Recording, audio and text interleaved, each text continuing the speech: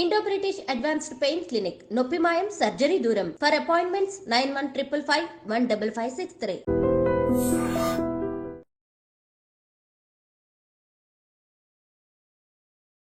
ప్రభుజీ గీతా జయంతి అన్నారు కదా, గీతా జయంతి అంటే ఆ రోజు రచించడం జరిగిందా, చెప్పడం జరిగిందా, ఎందుకు అది గీతా జయంతిగా చెప్పబడింది? పుస్తకం పుట్టినరోజు చూసారా అండి? కేవలం ఒకటే పుస్తకం పుట్టినరోజు ఈ ప్రపంచంలో ఉంటుంది, అది గీత. గీతా జయంతి అంటే పుట్టినరోజు చేస్తున్నామంటే ఆ పుస్తకం ఎంత గొప్పదో అర్థం చేసుకోండి. అసలు రచించింది ఎవరు ప్రభుజీ గీతని? కృష్ణుడు చెప్పాడు, వ్యాసుడు రచించాడు. అంటే విన్నది అర్జునుడు కదా. వ్యాస భగవానుడి యొక్క శిష్యుడు సంజయుడు. సంజయుడికి అంటే ఒక బోయవాడి చేతిలో విషపు బాణానికి మరణించాడు అని చెప్పి వింటూ ఉంటాం. అసలు కృష్ణుడు బోయవాడి చేతిలో చనిపోయాడు అనేది అబద్ధం. అబద్ధమా? ఒక విషయం మీకు అడుగుతాను చెప్పండి. ప్రభుజీ, భగవంతుడు ఏదైనా ఆశిస్తాడు అంటే తను సృష్టించిన మనిషి నుంచి తాను ఏమైనా ఆశించడం అనేది జరుగుతుందంటారా? ఆశిస్తాను. ఏం ఆశిస్తాడు ప్రభుజీ? ఒంటిపైకి దేవుడు వచ్చాడు అని అంటుంటారు, పూనకాలు ఇలాంటివి అంటుంటారు కదా ప్రభుజీ. నిజంగా భగవంతుడు ఉన్నా కూడా అలా మనిషి ఒంటిపైకి రావటం లాంటిది జరుగుతుందా? దయ్యం వస్తుంది కానీ దేవుడు రాడు. ఎందుకంటే మనం చేసే చెత్త పనులకి, అపవిత్రమైన ఆలోచనలకి భగవంతుడు ఎందుకు రావాలనుకుంటాడండి అసలు మానవుడి దగ్గరకి? నమస్కారం, వెల్కమ్ టు ఐ డ్రీమ్. ధర్మ మార్గం విత్ విజిత కార్యక్రమానికి స్వాగతం. భగవద్గీతని మించిన ఒక గొప్ప గ్రంథం అనేది లేదు. భగవద్గీతని గనక మనం పాటిస్తే, ఆచరిస్తే, చదివిన దాన్ని గనక మనం కరెక్ట్గా ఆచరిస్తే మన నిత్య జీవితంలో చాలా మార్పులు వస్తాయి. మన లైఫ్లో మార్పుల వల్ల మంచి మార్గంలో వెళ్ళొచ్చు, మోక్షాన్ని పొందొచ్చు. రకరకాలుగా మాట్లాడుకుంటూ ఉంటాం భగవద్గీత గురించి. అయితే నిజంగా భగవద్గీతలో ఏముంది, భగవద్గీత వల్ల మనం ఏం నేర్చుకోవచ్చు, ఇలాంటి విషయాలు ఇప్పుడు ప్రభుజీతో మాట్లాడి తెలుసుకుందాం. ప్రస్తుతం మనతో పాటు ఉన్నారు ఇస్కాన్ టెంపుల్ నుంచి ప్రణవానంద ప్రభుజీ గారు. ఇప్పుడు వారితో మాట్లాడి మరిన్ని విషయాలు తెలుసుకుందాం. మనకున్న సందేహాలన్నింటినీ కూడా నివృత్తి చేసుకునే ప్రయత్నం చేద్దాం. హరే కృష్ణ ప్రభుజీ. హరే కృష్ణ ప్రభుజీ, కృష్ణుడి విషయానికి వస్తే కృష్ణం వందే జగద్గురు అనే ఒక మాట ఎక్కువగా వినిపిస్తూ ఉంటుంది. అసలు దీన్ని ఏ విధంగా అర్థం చేసుకోవాలంటారు? కృష్ణుడు జగద్గురువులు గీతాచార్యులై అయ్యారు. వేదేశ్చ సర్వేర్ అహమేవ వేద్యో అని అంటారు. భగవంతుడి దగ్గర నుంచి అంత జ్ఞానము కూడా స్వామి దగ్గర నుంచే వస్తుంది. జ్ఞానానందమయం దేవం నిర్మల స్ఫటికాకృతిం ఆధారం సర్వ విద్యానాం హయగ్రీవం ఉపాస్మహే అని అంటారు. భగవంతుడి దగ్గర నుంచే బ్రహ్మగారికి జ్ఞానం వచ్చినది. బ్రహ్మగారు ఆ జ్ఞానాన్ని అందరికీ అందించారు. కాబట్టి అన్ని పరంపరలు కూడా సాక్షాత్తుగా నారాయణ నుంచే ప్రారంభం అవుతాయి. నారాయణ సమారంభం అని అంటామన్నమాట. కాబట్టి మనకి 5000 సంవత్సరాల క్రితం ఎప్పుడైతే కురుక్షేత్ర యుద్ధం జరిగింది, ధర్మక్షేత్రే కురుక్షేత్రే సమవేతాయుత్సవ మామకః పాండవాశ్చైవ కిమకర్వత సంజయ. అయితే కృష్ణుడు ఒక యుద్ధ భూమిని ఎందుకు చూస్ చేసుకున్నారు అని కానీ మనం ప్రశ్నిస్తే చూడండి, ఎప్పుడైనా India Pakistan world cup final last ball 2 runs to win ఉన్నప్పుడు ఎవరు ఏ పని చేస్తున్న వాళ్ళైనా సరే, క్రికెట్ ఇష్టం ఉన్న వాళ్ళైనా సరే, లేని వాళ్ళైనా సరే అందరు వచ్చి చూస్తారు ఏమవుతుంది ఇప్పుడు. అవునా కాదా చెప్పండి? అవును ప్రభుజీ, కరెక్ట్.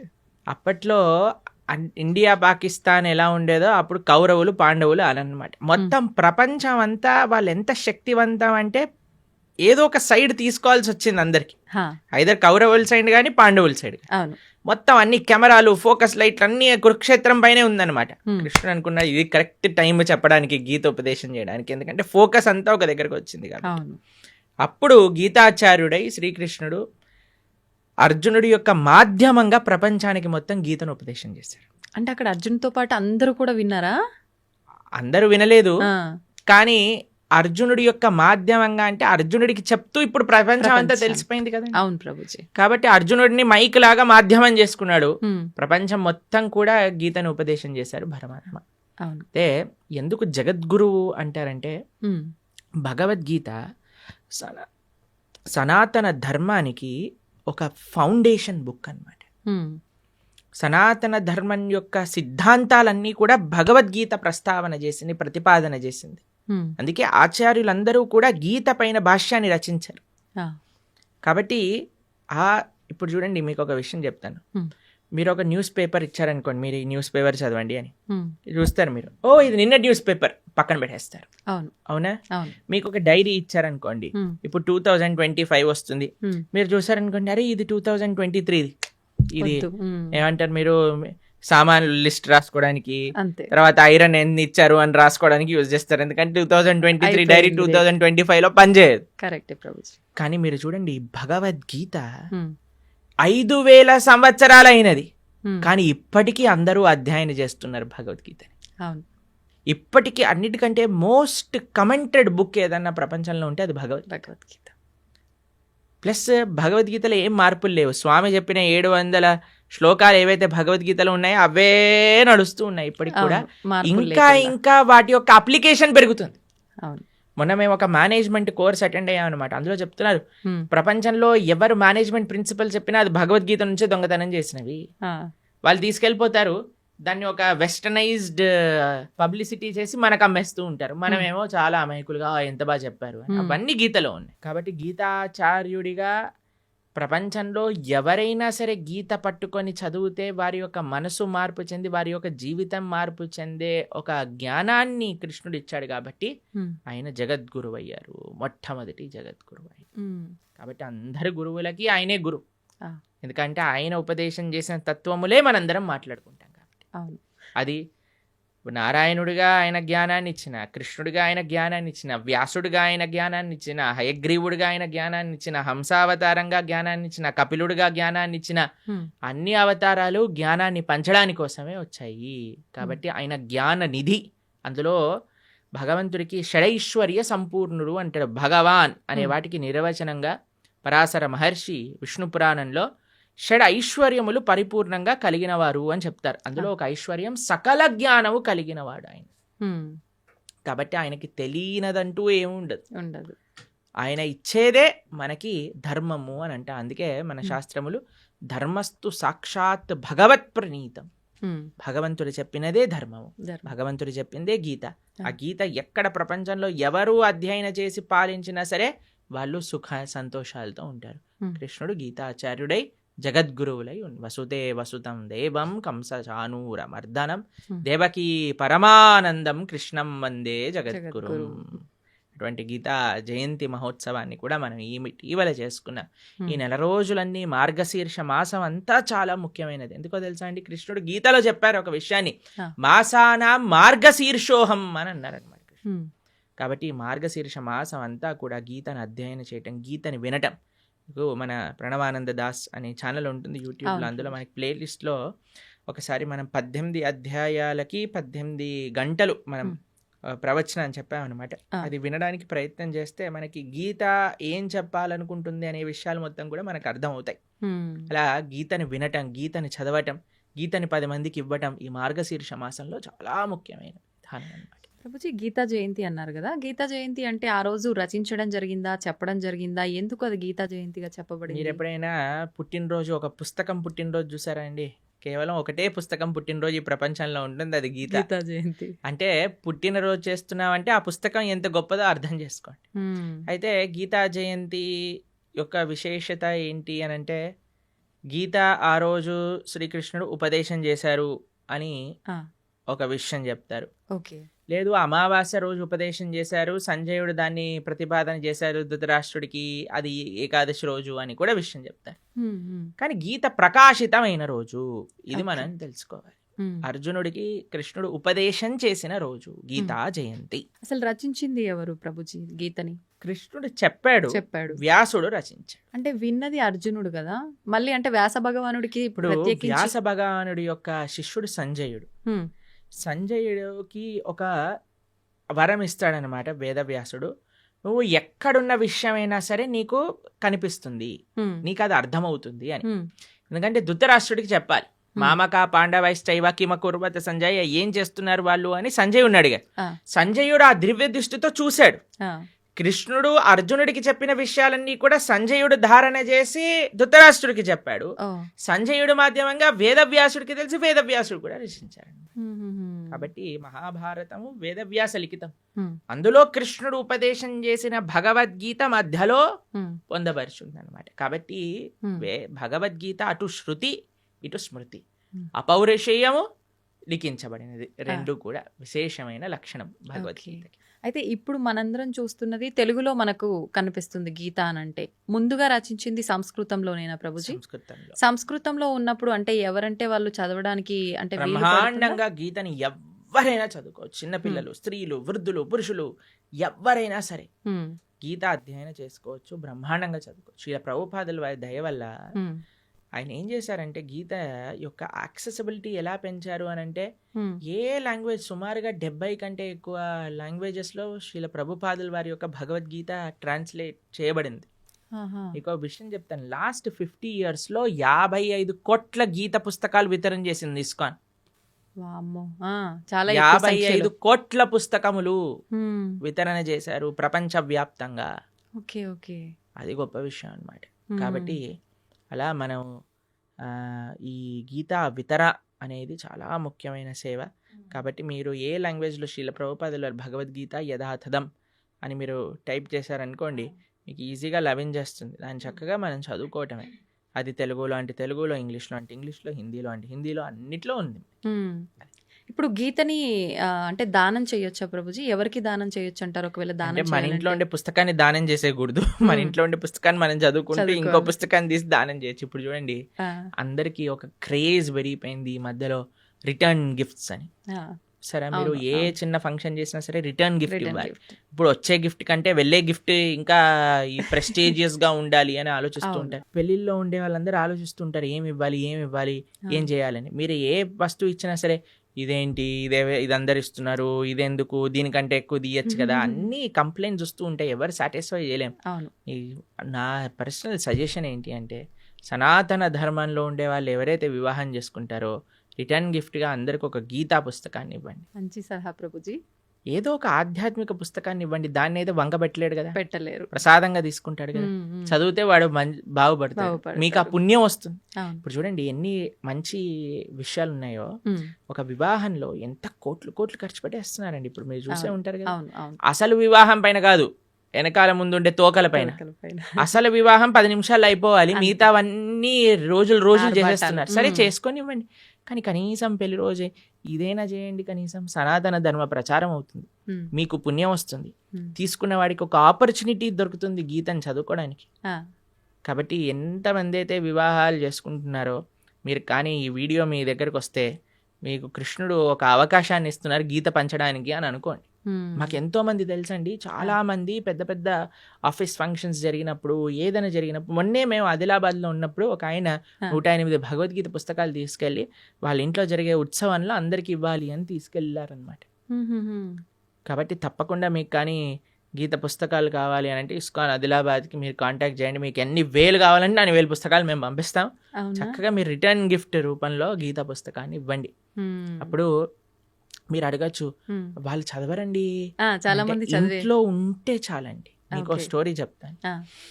ఒకళ్ళకి మేము గీత ఇచ్చామన్నమాట. వాళ్ళు అన్నారు మా ఇంట్లో చదవరండి పుస్తకాలు అన్నారు. Hmm. మీ పిల్లలైనా మీరు చదవకపోతే మీ పిల్లవాడు ఏం చదువుతాడండి, వాడికి అసలు ఇంట్రెస్ట్ లేదండి అని. ఆ. సరే అయ్యా మీ ఇంట్లో పెట్టుకో, ఎవడైనా వచ్చినప్పుడు చదువుతాడు వాడు అని అన్నాను. ఆ. సరే అని వాళ్ళ ఇంట్లో పెట్టుకున్నారనమాట. ఆ. పెట్టుకుంటే వాళ్ళ ఇంట్లోకి హైదరాబాద్లో ఉంటారు వాళ్ళు. Hmm. అయితే వాళ్ళ ఇంట్లో ట్రీట్మెంట్ కోసం అని వాళ్ళ చుట్టాలు ఎవరో 3 రోజుల కోసం వచ్చారట హైదరాబాద్లో Okay. ఉండడానికి.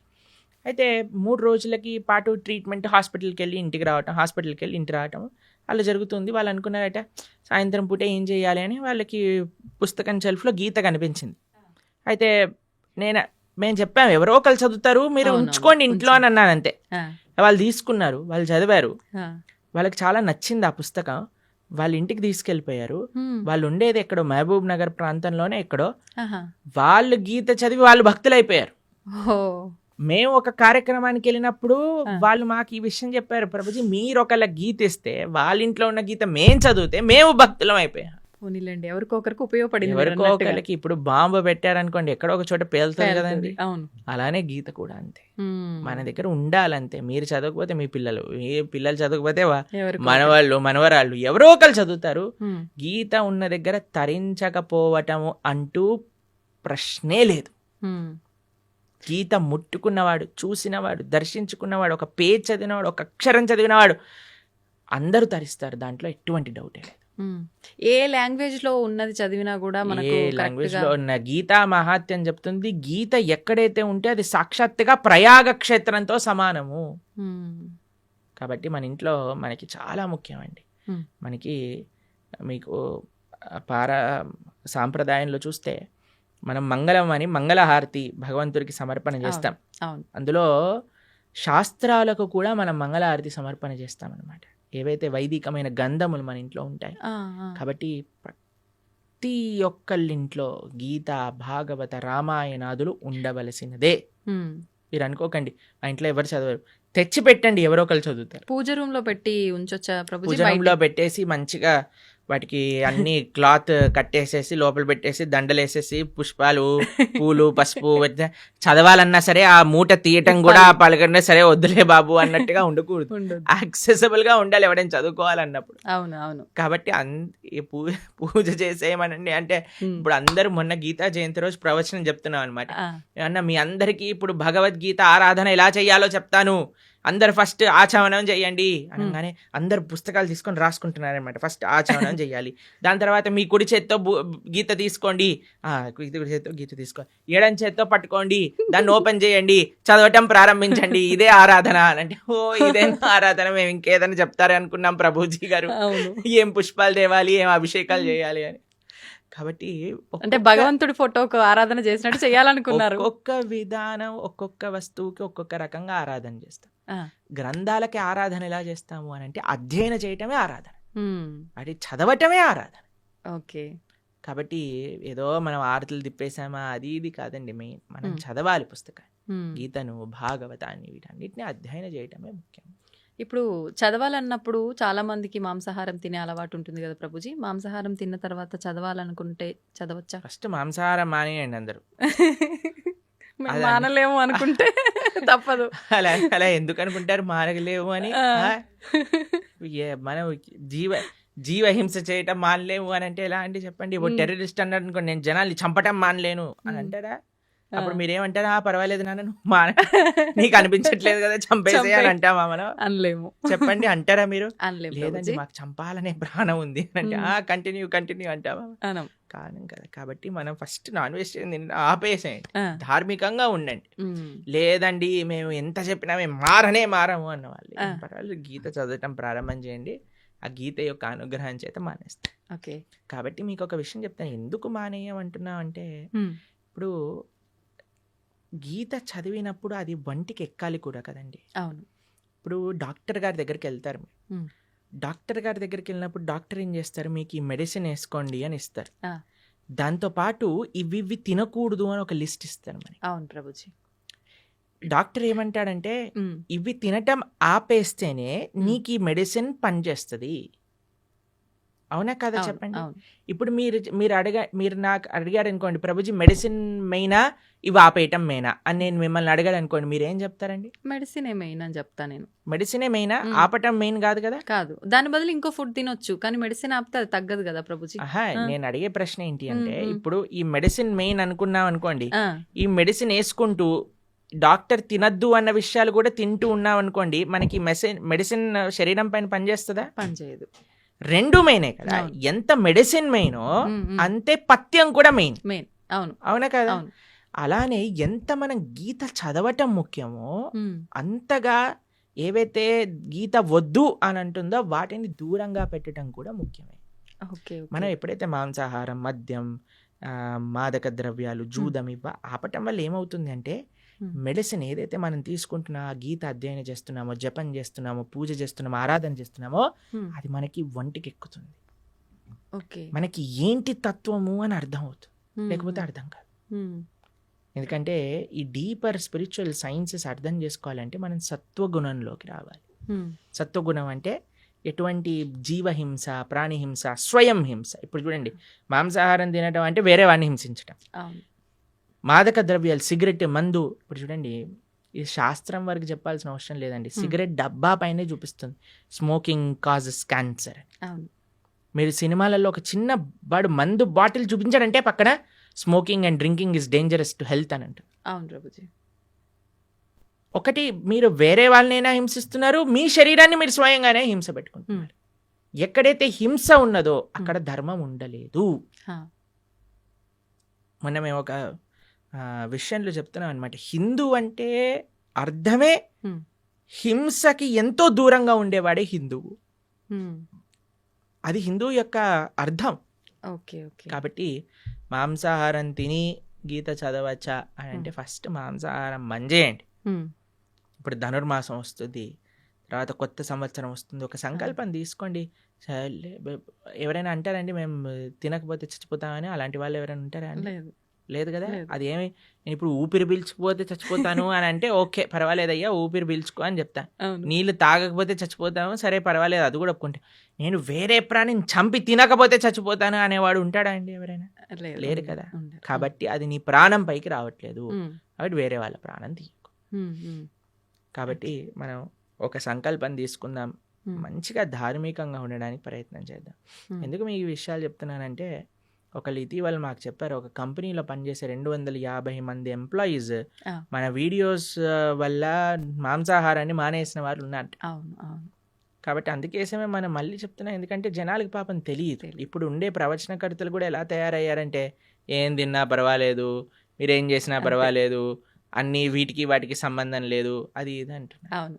కానీ అలాంటి వాళ్ళు ఉన్నప్పుడు మనకి ధర్మం ఏంటో తెలిసినప్పుడు మనం కరెక్ట్గా చెప్పాలి కదా, అది మన కర్తవ్యం కదండి. కాబట్టి అందుకోసం చెప్తున్నాం. కాబట్టి మంచిగా ధార్మికంగా ఉండండి, మంచి భగవంతుడి యొక్క కృప పొందే విధంగా ఉండాలి. కాబట్టి గీత చదవండి. గీత చదివిన విషయాలు ఎప్పుడైతే మనం అర్థం చేసుకుంటామో అప్పుడు మన చెడు అలవాట్లన్నీ కూడా ఒకదాని తర్వాత ఒకటి పోతాయి, దాంట్లో ఎటువంటి సందేహం లేదు. ప్రభుజీ, ఇప్పుడు ఆహార నియమాలు అయితే పాటించాలి ఆధ్యాత్మికంగా మనం ఉన్నప్పుడు, మన ధర్మ ప్రకారంగా శాస్త్రంలో ఏం చెప్పబడిందో అని అన్నారు.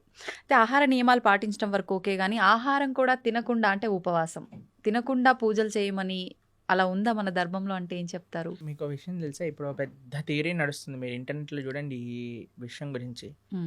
ఎంత మనం తక్కువ తింటే అంత మన ఆరోగ్యం బాగుంటుంది. అవును. మీకు ఒక సైంటిస్ట్, అవార్డ్ విన్నింగ్ సైంటిస్ట్ ప్రతిపాదన చేసింది, 15 రోజులకు ఒకసారి కానీ ఉపవాసం ఉంటే క్యాన్సర్ని మొత్తం క్యాన్సర్ సెల్స్ని తినేస్తుంది బాడీ అని, ఫుల్ బాడీ డీటాక్స్ అయిపోతుంది అని. 15 రోజులకు ఒకసారి వచ్చేది ఏకాదశి. మనం ఏకాదశి ఉపవాసం ఉండండి రా అంటే దేవుడు అలా ఉండమన్నాడా, ఇది చేయమన్నాడా అని అంటారు. కానీ వెస్టర్న్ సైంటిస్ట్ వచ్చి do this fasting and you will be cancer cells will be gone అనగానే ఓ వా అని అంటారు మన వాళ్ళు. అది మన దగ్గర ఉండే ఒక మూర్ఖత్వం అంటారు చూడండి, అమాయకత్వము, అజ్ఞానము అని అనొచ్చు మనం. కాబట్టి మన శాస్త్రం ఏదైతే చెప్తుందో అది జాగ్రత్తగా ఆచరించటం వల్ల మనకు తెలుస్తుంది. ప్రతిదీ ప్రశ్నించాల్సిన అవసరం లేదండి. మనం ఏం చేయాలంటే ఫస్ట్ ఆచరించాలి. ఇప్పుడు మీకు స్కూల్లో అడ్మిషన్ ఇచ్చారనుకోండి, యూనిఫామ్ వేసుకోండి, సాక్స్ ఈ కలర్లో ఉండాలి, షూస్ ఇలా ఉండాలి, పాలిష్ చేసుకొని రావాలి, హెయిర్ స్టైల్ ఇలా ఉండాలి, ఆడపిల్లలు అయితే జడ వేసుకొని రావాలి అని చెప్తారు. ఎందుకు జడ వేసుకోవాలి, ఎందుకు యూనిఫామ్ వేసుకోవాలి, ఎందుకు షూ పాలిష్ చేసుకోవాలి, ఇవన్నీ అడగం. చెప్పింది చేస్తాం. చెప్పినప్పుడు స్కూల్లోకి వెళ్ళినప్పుడు ఓ ఇది అందరూ కామన్గా ఉండడానికి, ఇది డిసిప్లిన్ ఉండడానికి, మనకి బాధ్యత నేర్పించడానికి, క్లీన్లీనెస్ నేర్పించడానికి, ఒక యునైటెడ్ కాన్షియస్నెస్ రావడానికి, ఇవన్నీ ఎప్పుడు వస్తాయి? ఆచరిస్తూ ఉన్నప్పుడు, 10 మందిని చూస్తున్నప్పుడు వస్తాయి. కానీ మన లోపల ఏమైపోయింది, ఫస్ట్ ఏం చేయాలన్నా సరే ప్రశ్నించడం ప్రారంభం చేస్తాం. ఇది చేయండి రా, ఎందుకు చేయాలి, ఇది చేస్తేనే దేవుడు కరుణిస్తాడా, ఇది చేస్తేనే ఇది అవుతుందా, లేకపోతే అవ్వదా? ప్రతిదానికి ఆన్సర్ ఉంటుందండి. కానీ ఎవరికి చెప్తాము? ఎవరైతే వినయంగా ఆచరిస్తున్నారో అటువంటి వారికి చెప్పచ్చు, మూర్ఖంగా వాదించే వాడికి చెప్పలేము. కాబట్టి ఉపవాసం ఎందుకోసము, ఇలా వ్రతం ఎందుకోసము, లేదా ఒక పూజా విధానం ఎందుకోసము అని అంటే అది మనల్ని భగవంతుడి దగ్గరికి తీసుకెళ్తుంది, భగవత్ ప్రీత్యర్థం. మన ఆరోగ్యం బాగుండటం ఇవన్నీ సెకండరీ. కొన్ని నియమాలు శాస్త్రములు చెప్పాయి, ఈరోజు ఇలా ఉండండి, ఈరోజు ఇలా ఉండండి అని. మన పెద్దలు చెప్పిన మాట, పెద్దల మాట పెరగన్న మూట అంటాం కదండి. పెద్దలు చెప్పిన మాటే పెరగన్న మూట అంటే శాస్త్రం చెప్పిన మాట ఇంకెంత మంచిది చెప్పాలి. కాబట్టి ఆచరించడం ప్రధానం. ఒకసారి ఆచరించడం ప్రారంభం చేస్తే మనకి ఎవరిని అడగకుండా తెలిసిపోతుంది ఎందుకు చేయమన్నారు ఏంటి, ఆ బెనిఫిట్స్ మనమే చూస్తాం. ఇప్పుడు ఒక ఆహార నియమాన్ని చెప్పామనుకోండి, దాన్ని ఆచరిస్తూ ఉన్నప్పుడు కన్సిస్టెంట్గా మనకు తెలుస్తుంది, అరే మన జీవితం ఎలా మారింది, మన క్లారిటీ ఆఫ్ మైండ్, థాట్, మన జీవన శైలి, మనం మాట్లాడే విధానం, మన ఆలోచనలు, మన స్ట్రెస్, మన డిప్రెషన్, మన యాంగర్, అవన్నీ ఎట్లా తగ్గుతుంది? ఉమ్, లేదు నాకు ప్రూవ్ చేయి తర్వాత మానేస్తానంటే ఎలా చెప్పండి? అవును, కాదు కదా. కాదు. ఇప్పుడు నువ్వు ఇప్పుడు ఇంజనీరింగ్ కాలేజ్లో ఒకటి జాయిన్ అవుతున్నాడు, ఉమ్, నాకు జాబ్ ఇస్తేనే నేను జాయిన్ అవుతా అంటాడా? అన్నారు. నువ్వు జాయిన్ అవ్వు, నువ్వు చదువు, అవును, అప్పుడు నీకు జాబ్ వస్తుంది. వస్తుంది. అంతే కదా. ఫస్ట్ నాకు ప్లేస్మెంట్ ఇవ్వు తర్వాత జాయిన్ అవుతానంటే ఎలా అండి? అవును. ఫస్ట్ నువ్వు జాయిన్ అవ్వు, ప్రాసెస్ని ఫాలో అవ్వు, అప్పుడు మొత్తాన్ని క్లియర్గా వస్తుంది. అయితే ప్రభుజీ నాది ఒక చిన్న డౌట్, అంటే ఇలా ఆలోచించడానికి కారణం ఇది అయి ఉంటుందేమో అని. కొన్ని అంటే ఇప్పుడు సైంటిఫిక్గా ప్రూవ్ చేసిన తర్వాత మీరు చెప్పినట్టుగా నమ్ముతున్నారు అంటే అది మనకి ఎప్పుడో ఉంది శాస్త్రాల్లో. కానీ మన శాస్త్రాలు పురాణాల విషయానికి వస్తే కొన్ని వేల లక్షల సంవత్సరాల క్రింద నుంచి ఉన్నవి అని చెప్తారు. కానీ అంటే ప్రతిదానికి కూడా ఒక నిర్దిష్టమైన అంటే ఇది టైము, ఇప్పుడు రచించారు లేకపోతే ఇప్పుడు రాశారు, ఇప్పుడు నుంచి ఉంది అని నిర్దిష్టమైన ఒక సమయం లేదు. అందుకని చెప్పి దీన్ని ఎలా ఒక మూఢనమ్మకం. నిర్దిష్టమైన సమయం ఉంటుందండి? ఎందుకంటే దానికి నిర్దిష్టమైన సమయమే లేదు, అనాదిగా వస్తుంది. భగవంతుడు ఉన్నప్పటి నుంచి జ్ఞానం ఉన్నది. హ్మ్. భగవంతుడు బ్రహ్మకు ఉపదేశం చేశారు వేదాలు. Yeah. ఎప్పుడని ఎలా చెప్తాం? ఆది అని అంటాం. అవును, ఆదికి టైం ఇన్ఫినిటీకి ఎప్పుడు అయిపోతుంది? ఇన్ఫినిటీ చెప్పండి అంటే ఎలా అంటాం? చెప్పలేం. అలానే ఒక స్టార్టింగ్ పాయింట్ అంటూ లేదండి. హ్మ్. కొన్ని విషయాలకు చెప్పొచ్చు. భగవద్గీత 5,000 సంవత్సరాలు అయింది. అవును. ఎందుకంటే కృష్ణుడు ఆవిర్భావం అప్పుడైంది. ఆ. కృష్ణుడు 125 సంవత్సరాలు ఉన్నప్పుడు అర్జునుడికి భగవద్గీత ఉపదేశం చేశారు. ద్వాపర యుగం అయిపోయింది, కలియుగం స్టార్ట్ అయిపోయింది. కాబట్టి సుమారుగా ఇన్ని సంవత్సరాలు. ఇప్పుడు కృష్ణుడు పుట్టినరోజు ఏదైతే కృష్ణాష్టమి చేసుకుంటారో అప్పుడు రాస్తారు 5,000 ఇన్నో సంవత్సర జన్మాష్టమి అని. కొన్ని నిర్దేశం ఉంది. కానీ అపౌరుషేయమైన వేదములకు ఎలా చెప్తాను చెప్పండి మనం? హ్మ్. వ్యాసుల వారు 5,000 సంవత్సరాల క్రితం వేద విభజనను చేశారు. అన్ని ఎంతో పైలప్గా ఉన్న వేదాలన్నింటినీ 4 కేటగిరీస్గా చేసి చక్కగా ఈజీగా అండర్స్టాండ్ అయ్యే విధంగా మనకు అందించారు. హ్మ్. కాబట్టి దానికి ఒక లెక్క ఉంది. ఓకే. కాబట్టి అన్నిటినీ అందుకే ఇందాక అన్నట్టుగా హ్మ్. మనము ఇప్పుడు టీచర్ ఇక్కడ అమెరికా ఉంది అని మనం మ్యాప్లో చూపించేసింది అనుకోండి, ఆ. వెళ్ళొచ్చాక నమ్మం కదండి. అమెరికా ఉంది అంటే అమెరికా ఉంది. నమ్మేస్తాం. హ్మ్. అవి ఇప్పుడు ఎగ్జామ్ పేపర్లో ఈ కాంటినెంట్ ఏంటి, అమెరికా రాసిస్తాం. అవును, కానీ టీచర్ని అడగమను ఏంటి అడగ. ప్రూఫ్ చూపించమని. అవును. కాబట్టి శాస్త్రాన్ని మనం యథాతథంగా ఫస్ట్ మనం కొద్దిగా నమ్మకాన్ని ఇన్వెస్ట్ చేసినప్పుడు హ్మ్. ఆ నమ్మకం బట్టి మనకి ఆ శాస్త్రం అనేది ప్రస్ఫుటితం అవుతుంది, హ్మ్. మన మనసులో గోచరం అవుతుంది, మనకి విషయాలు తెలుస్తూ ఉంటాయి. హా. దానికి భాగవతోత్తముల యొక్క సాంగత్యం, సద్వైష్ణవ ఆచార్యుల యొక్క సాంగత్యం, గురువుల యొక్క సాంగత్యం, పరంపరాగతమైన గురు పరంపర యొక్క సాంగత్యం ఎప్పుడైతే దొరుకుతుందో అప్పుడు మన మిగతా విషయాలన్నీ కూడా మనకు తెలుస్తాయి. ప్రభుజీ గీతని ఉపనిషత్తు అని అంటుంటారు. ఎందుకని ఉపనిషత్తు అంటారు? ఉపనిషత్తులో ఉండే జ్ఞానం అంతా కూడా గీతలో ఉన్నది. హ్మ్. ఇప్పుడు చూడండి, మీరు పాలు తీసుకున్నారు అనుకోండి, ఓ 10 లీటర్ల పాలు తీసుకున్నారు. హ్మ్. దాన్ని బాగా మీరు వేడి చేస్తూ ఉన్నారనుకోండి, కొద్దిసేపు అయ్యాక ఎర్రగా మారుతాయి. అవును. దాని తర్వాత ఇంకా చాలా కండెన్స్ అయిపోతుంది. దాన్ని రబడీ అంటారు. హ్మ్. తెలుసా మీరు రబడీ తిన్నారా ఎప్పుడైనా? రబడీ చాలా కండెన్స్ అయిపోయింది అనుకోండి, ఖోవా అయిపోతుంది. ఆహా. ఖోవాతో బిల్లలు చేశారనుకోండి, చాలా అద్భుతంగా ఉంటుంది. ఖోవా బిల్లలు తిన్నారా అవును, ఎప్పుడైనా? తిన్నాను. చూడండి, ఇంత పాలు హ్మ్. కండెన్స్ అయ్యి రబడీ అయ్యి, రబడీ కండెన్స్ అయితే కోవా బిల్లలు కోవా. అయ్యాను అనుకోండి, ఎంత స్వీట్గా ఉంటుంది. అవును. అలా శాస్త్రములు ఎన్నో ఉన్నాయి. వాటి యొక్క సారాంశం ఉపనిషత్తులు. హ్మ్. ఉపనిషత్తుల యొక్క సారాంశం గీత. ఓకే. సర్వోపనిషదో గావో దోగ్ధా గోపాలనందన. హ్మ్. అన్ని ఉపనిషత్తులు కూడా సర్వోపనిషదో గావు, హ్మ్. అన్ని ఉపనిషత్తులు కలిపి ఒక ఆవు అనుకుంటే, దుగ్ధా గోపాలనందన ఆ ఆవు యొక్క పాలు ప్రీతికి హ్మ్. పార్థో వత్సః అంటే అర్జునుడు ఒక దూడగా చేసుకొని హ్మ్. మన కోసం అందించిన పాలే గీత. గీతామృతం మహత్ అని. హ్మ్. అటువంటి గీతామృతం ఏదైతే భగవద్గీత ఉందో అది అన్ని ఉపనిషత్తుల యొక్క సారాంశమే కాబట్టి అది ఉపనిషత్, గీతోపనిషద్ అని మనం అంటాం. ప్రభుజీ ఇప్పుడు విష్ణువు అవతారాల్లోకెల్లా అన్ని అవతారాల్లోకెల్లా కృష్ణుడి ఒక్క అవతారానికి మాత్రమే అంటే ఒక బోయవాడి చేతిలో విషపు బాణానికి మరణించాడు అని చెప్పి వింటూ ఉంటాం. ఎందుకని ఇలా డిసైడ్ చేయబడింది అంటారు? ఎలా సాధ్యపడింది అలా? అసలు కృష్ణుడు బోయవాడి చేతిలో చనిపోయాడు అనేది అబద్ధం. అబద్ధమా? మరి ఒక విషయం మీకు అడుగుతాను చెప్పి. చిన్నపిల్లవాడు 6 రోజులు 8 రోజులు అంత వయసున్న పిల్లవాడికి పూతన అని ఒక పెద్ద రాక్షసి వచ్చింది. ఒకసారి మీరు వినే ఉంటారు కృష్ణుడి యొక్క కథలో. విన్నారా పూతన రాక్షసి? విన్నా. 21 మైళ్ళు ఉండేది ఆ రాక్షసి. ఎంత పిల్లవాడు 6 రోజులు అటువంటి పిల్లవాడిని పట్టుకొని అలాంటి పూతన సంహారం 6 రోజులకి చేసిన కృష్ణుడు. 21 మైలుండే రాక్షసి తృణావర్త, శకటాసుర, కేశి, అరుష్టాసుర, ప్రలంబాసుర, వత్సాసుర, ధేనుకాసుర, ఇలాంటి అసురులందరినీ, అఘాసుర, వ్యోమాసుర, ఇటువంటి అసురులందరినీ చిన్న వయసులో చిన్న పిల్లవాడు ఇలా బొమ్మలతో ఆడినట్టుగా, చిన్నపిల్లలు యానిమల్ బొమ్మలను ఆడతారు చూడండి, అవి చిన్న పిల్లవాడు తీసుకొని ఇలా పడేశాడు అనుకోండి, ఆ డైనోసారస్ వెళ్ళి అలా గోడకి ఎత్తుక్కుంటుంది. అలా చిన్నపిల్లలు ఇంత దేవతలందరూ, బ్రహ్మాది దేవతలందరూ వణికిపోయి అసురులందరూ చిన్నపిల్లవాడిగా కృష్ణుడు సంహరించేశాడు.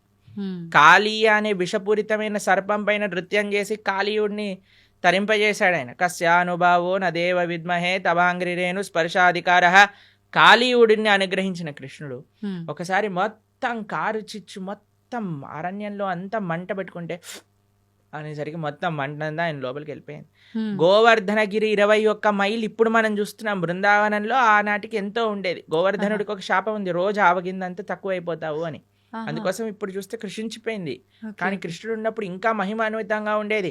అటువంటి పర్వతాన్ని 7 రోజులు 7 రాత్రులు చిటికని వేలిపైన, ఎడమ చేతి చిటికని వేలిపైన పట్టుకున్న కృష్ణుడు ప్రవాసన అనే ఒక పర్వతం ఉండేదండి. ఒక పెద్ద మౌంటైన్ పై నుంచి లాంగ్ జంప్ చేస్తాడు ఆయన. లాంగ్ జంప్ చేసినప్పుడు సేఫ్ ల్యాండింగ్ అవుతుంది ఆయనకి. మీకు ఇంకో విషయం చెప్తాను. యమలోకానికి వెళ్ళి వాళ్ళ గురువు గారి యొక్క శిష్యుడిని పట్టుకొని వస్తాడు కృష్ణుడు. అటువంటి శిష్యుడికి ఎప్పుడైతే కృష్ణుడు వెళ్ళి యమలోకంలో శంఖం పూరించాడో, యమధర్మరాజు పరిగెత్తుకుంటూ వచ్చి, అయ్యా నీకేం కావాలో చెప్పు అనగానే, మా గురువు గారి శిష్యుని వదిలేసి అనగానే తీసుకొచ్చి, అయ్యా తీసుకోండి, నువ్వే ప్రపంచానికి సొత్తు, నువ్వేం కావాలన్నా ఇస్తాను అని యమధర్మరాజు ఇచ్చేసి. అటువంటి కృష్ణుడికి ఒక బోయవాడు బాణాన్ని పాదాలకు వదిలేస్తే, మీరు ఒకసారి ఆలోచన చేయండి. ఒక పాదానికి, ఒక ఫీట్కి ఎవరికైనా బుల్లెట్ తగిలింది అనుకోండి, చనిపోతాడా? చనిపోరు. కాకపోతే కాలు మన సీరియళ్లలో పాయింట్ బ్లాక్ లో బుల్లెట్ పోయినా సరే వాడు నెక్స్ట్ మినిట్ వాళ్ళ భార్య ప్రార్థన చేయగానే లేచి నించుంటాడు. అలాంటిది పరమాత్మ, భగవంతుడైన శ్రీకృష్ణ పరమాత్మ కాలికి ఒక బాణం తలిగితే చనిపోతారు అని అంటే ఎలా మనం నమ్మగలుగుతాం చెప్పండి? ఎటువంటి స్వామి! మీకు విషయం చెప్తాను, అందుకే శాస్త్రాన్ని చదవాలి. ఇన్స్టాగ్రామ్ రీళ్ళు అవి ఇవి చూడకూడదు. భాగవతం ఏం చెప్తుంది అంటే, కృష్ణుడు అలా ఒక పెద్ద చెట్టు కింద శంఖచక్ర గదా పద్మములతో ఇలా విశ్రమించి ఉన్నాడు. దూరం నుంచి ఒక బోయవాడు చూశాడు కృష్ణుడిని. కృష్ణుడి యొక్క పాదము ఆయనకి ఒక జింక చెవిలా కనిపించింది అన్నమాట. అయితే దూరం నుంచి ఆయన బాణం వేశాడు. ఆ బాణం వచ్చి కృష్ణుడికి తలిగింది. తర్వాత ఆ బోయవాడు వచ్చాడు.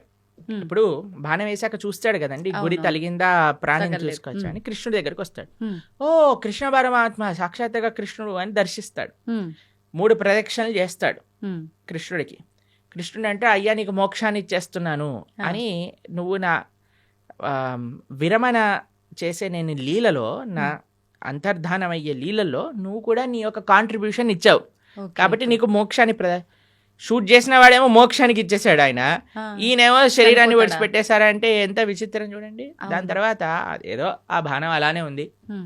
స్వామి అన్నీ ఇంకా అవతార పరిసమాప్తి చెయ్యాలి అని అనుకునే సమయంలో దేవతలందరూ, వారి కోసం కదండి కృష్ణుడు ఆవిర్భవించింది, అందరు దేవతలు వచ్చి పైనుంచి పుష్పవృష్టి కురిపిస్తున్నారనమాట. తండ్రి నా కోసం నువ్వు అవతరించావు, కృతజ్ఞతలు కృతజ్ఞతలు అని అందరూ కృష్ణుని స్తోత్రం చేస్తుంటే, కృష్ణో స్వదాగోపకతే ధర్మ జ్ఞానాభి సహ, కృష్ణుడు శరీరాన్ని వదిలేసి ఇక్కడ ఏదో తర్వాత ఆయన ఆత్మ పైకి వెళ్ళిపోయింది అలాంటిది ఏం ఉండదండి. ఆయన స్వయంగా శరీరం పూర్తి శ్రీకృష్ణ పరమాత్మ, ఆయనకి ఆత్మ వేరు శరీరం వేరు కాదండి. కృష్ణుడు మనలాగా జీవుడు పంచభౌతికమైన దేహం కాదండి. జన్మ కర్మచ మే దివ్యం. ఆయన జన్మా దివ్యం, ఆయన కర్మా దివ్యం, ఆయన శరీరం దివ్యం.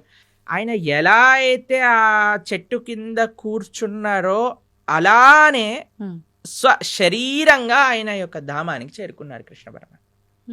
ఎప్పుడు ఆయన అవతార పరిసమాప్తి చెయ్యాలి ఆయన ఆ సంకల్పం చేసేసుకున్నప్పుడు. కాబట్టి ఆ బోయవాడి చేతితో చనిపోయాడు అనేది పెద్ద అబద్ధం. ఇప్పుడు ఇక్కడ అంటే ఈయనకు మోక్షం కల్పించడం కోసమే ఆ బాణం తగలడమా ప్రభుజీ, లేదంటే రాముడు వాలిని చెట్టు చాటు అది నుంచి కూడా అబద్ధమే. చంపటము ఇదంతా? ఎందుకంటే వాలి చనిపోయే ముందు రాముడికి క్షమాపణ అడిగి అయ్యా నువ్వు చేసింది ధర్మమే హ్మ్. అని వాళ్ళ కుమారుడిని రాముడికి సరెండర్ చేయించి వెళ్ళిపోతాడు. మ్మ్. కాబట్టి భగవంతుడికి మనలాగా every action as equal and opposite reaction లాంటి ఉండదు. స్వామి దగ్గర పనిచేయవండి. ఓకే, కానీ ప్రతి స్వామికి ఒక్కరు కర్మ ఉండదు. అదే అదే ఉదాహరణగా అంటున్నా కదా, తీసుకుంటారు. మనకి మ్మ్. మనం WhatsApp university, Instagram college, Facebook tuitions ఇవన్నీ తీసుకుంటాం కాబట్టి మనం ఇలా తయారయ్యాం. మ్మ్. మ్మ్. కానీ శాస్త్రంగా అర్థం చేసుకోవాలి మనం. మ్మ్. కావున కృష్ణుడికి భగవంతుడికి పుట్టుక ఉండదు, భగవంతుడికి మరణం ఉండదు. ప్రభుజీ ఇప్పుడు మనకున్న 4 యుగాల్లో ప్రస్తుతం కలియుగంలో ఉన్నాము. అయితే కలి ప్రభావం వల్ల రకరకాల పాపాలు పెరిగిపోతున్నాయి, అది కలి ధర్మం అంటుంటారు. మరి ఈ కలియుగంలో మన అంటే తప్పు ఒప్పులని మన కర్మలని తప్పించుకునే శక్తి మనకు ఉందంటారా? కలో దోష నిదేరాజన్ అస్తి ఏకోన్ మహాన్ గుణాన్ కీర్తనాదేవ కృష్ణస్య ముక్త సంగపరం రజేత్ అని మన శాస్త్రం చెప్తుంది. మ్మ్. కలియుగంలో మీరు చెప్పినట్టుగా దోషాల నిధి. ఇంకా మీకు ఒక విషయం చెప్పనండి, కలియుగం స్టార్టే అవ్వలేదు. ఆ.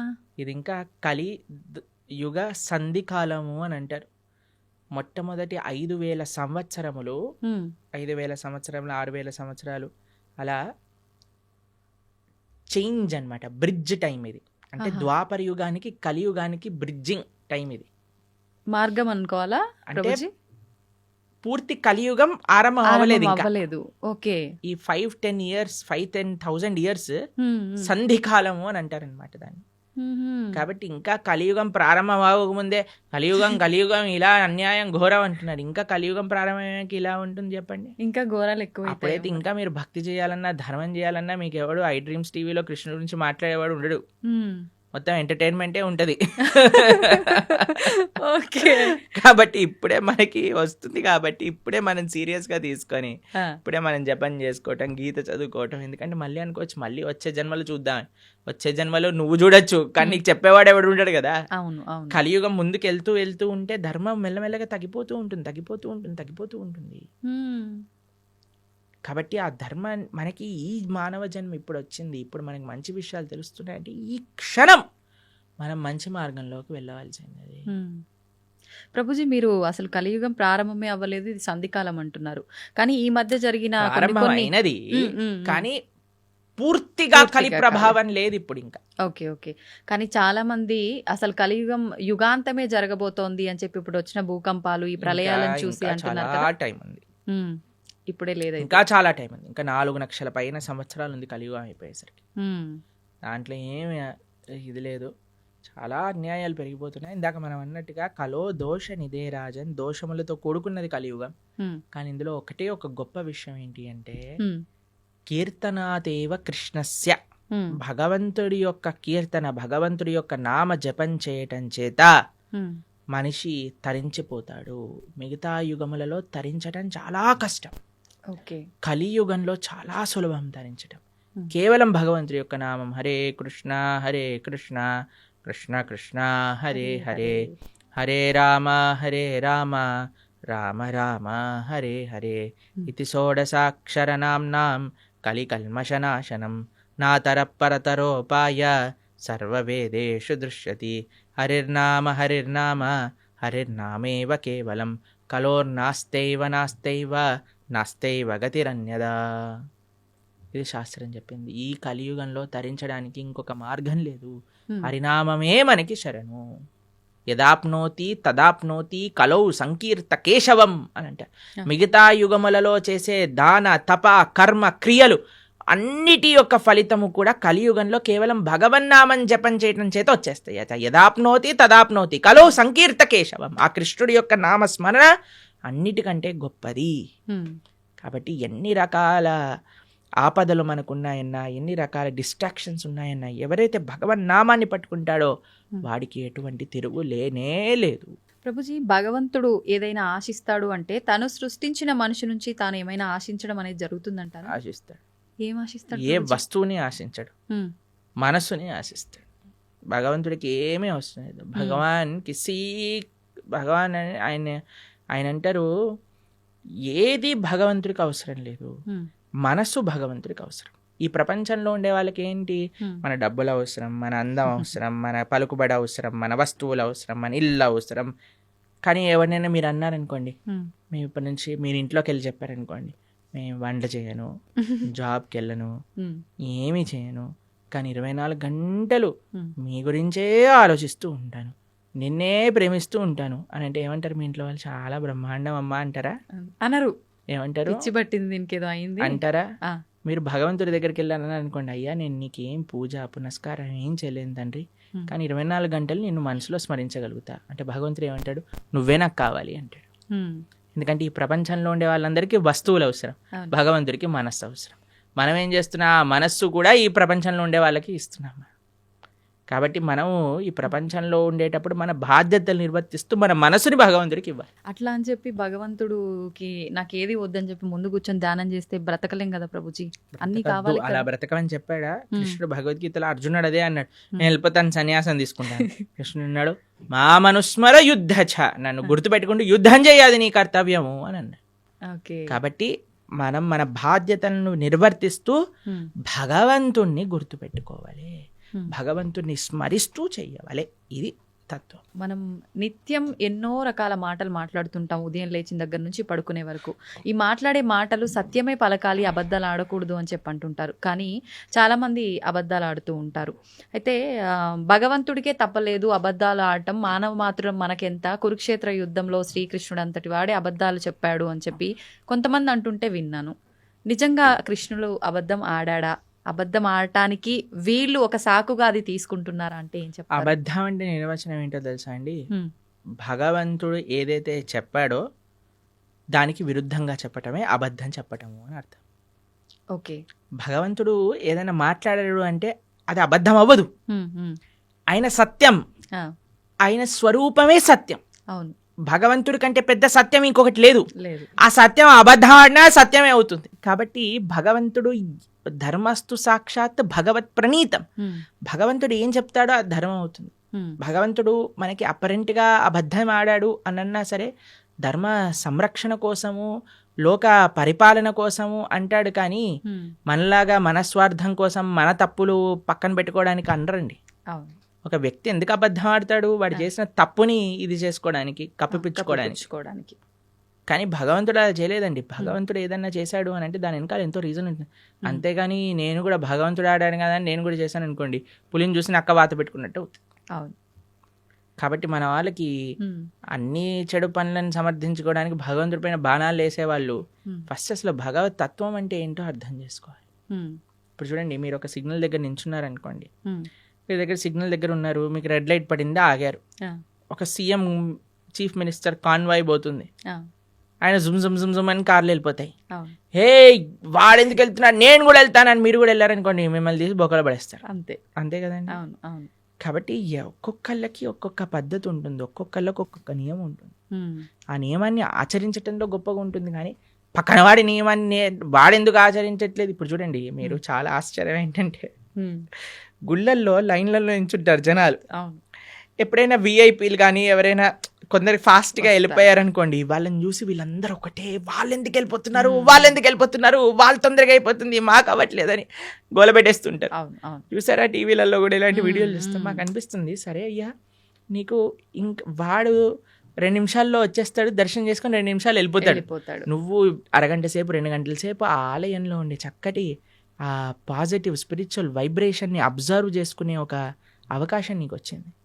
ఒక గీతో, భాగవతమో, ఒక విష్ణు సహస్రనామో, ఏదో ఒకటి భగవన్నామో, కృష్ణ గోవింద రామ నారాయణ అనుకోకుండా ఆ ఆలయంలో ఉండే ఆ పవిత్రమైన ఎన్వైరన్మెంట్ని పాడు చేసే విధంగా ఒకళ్ళపైన ఒకళ్ళు అరుచుకోవటాలు, వాళ్ళు వెళ్ళిపోతున్నారు, మేము టికెట్ కట్టాము, వీళ్ళు వెళ్ళిపోతున్నారు. ఈ గోల్ అసలు ఎంత విచిత్రమో చూడండి. అవును. వాడు అదృష్టవంతుడా, వీడు అదృష్టవంతుడా? మీరు చెప్పినట్టుగా చూస్తే వీళ్ళే అదృష్టవంతులు కదా చెప్పండి. కానీ ఓపిక తక్కువ కదా ప్రభు. అసలు భగవంతుడు నేర్పించేది ఓపిక. ఆలయంలో ఓపిక పట్టిన వాడు జీవితంలో ఏం ఓపిక పడతాడు చెప్పండి. అవును. ఈ వ్యక్తి ఏమన్నా ప్రైమ్ మినిస్టరా తొందరగా వెళ్ళిపోయి దర్శనం చేసుకోవడానికి? లేదు.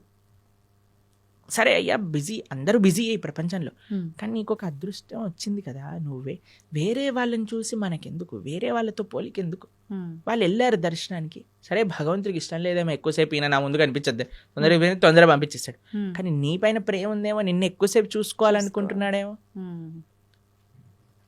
కాబట్టి మాకు చాలా బాధేస్తుందండి ఎక్కడైనా ఆలయంలో ఆ ఫైటింగ్ నేచర్ ఎప్పుడైతే వచ్చేస్తుందో, Hmm. ఆ అది అది మొత్తం ఆ అట్మాస్ఫియర్ని పాడు పాడు చేసేస్తుంది. చేసేస్తాం. అవును. కాబట్టి భగవంతుడితో మనకొద్దు, వేరే వాళ్ళతో పోలికొద్దు, Hmm. మనము మన జీవితాన్ని పరిశీలన చేసుకుందాం. Hmm. నేను ధార్మికంగా ఉన్నాను, ఆధ్యాత్మికత సనాతన ధర్మంలో వేరే వాళ్ళతో కంపారిజనే ఉండదు. Hmm. నా జీవితాన్ని నేను భగవంతుడికి ఎలా సమర్పణ చేస్తున్నాను. ఇప్పుడు ఎగ్జామ్లో ప్రిపేర్ అయ్యేది నువ్వు నీ ప్రిపేర్ అవుతావు, కానీ పక్కన వాడు అది ఆ చాప్టర్ వదిలేశాడు కాబట్టి నేను కూడా వదిలేస్తున్నాను, చెప్పని వాడు ఇది చేస్తున్నాడు కాబట్టి నేను కూడా అది చేస్తున్నాను. నీ ప్రిపరేషన్, నీ కాన్ఫిడెన్స్ నీది, నీ ఎగ్జామ్, నీ పర్ఫార్మెన్స్, నీ రిజల్ట్, నీ భవిష్యత్. Hmm. అలానే ధర్మానికి వచ్చేసరికి నేను భగవంతుడికి ఆన్సరబుల్. ఒకరోజు భగవంతుడి ముందు నించున్నప్పుడు నేను చెప్పాలి సమాధానం. అవును. ఎంత అబద్ధం ఆడకుండా నేనున్నాను, ధర్మాన్ని ఆచరిస్తూ నేనున్నాను, శౌచం నేను పాటించాను Krishna. You are not answerable to anybody in this world except God.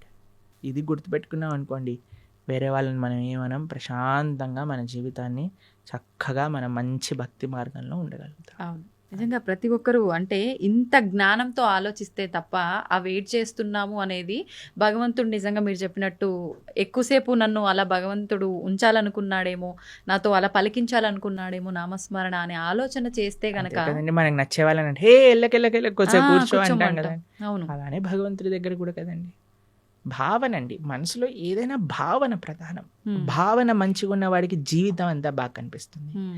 ఆ భావన లేనివాడు జీవితంలో ఎక్కడ చూసినా సరే వాడు తప్పునే ఎత్తుకుతాడు. అవును. కాబట్టి భగవద్గీత చదవటం వల్ల ఏమవుతుంది అంటే Hmm. మన భావన శుద్ధీకరణ జరుగుతుంది. వీ కెన్ థింక్ పాజిటివ్లీ, జీవితాన్ని ఒక కరెక్ట్ పర్స్పెక్టివ్లో మనం చూడగలుగుతాం. ప్రభుజీ చాలా మంచి విషయాలు చాలా అద్భుతంగా వివరించారు, అందరికీ అర్థమయ్యే విధంగా. ధన్యవాదాలు. హరే కృష్ణ.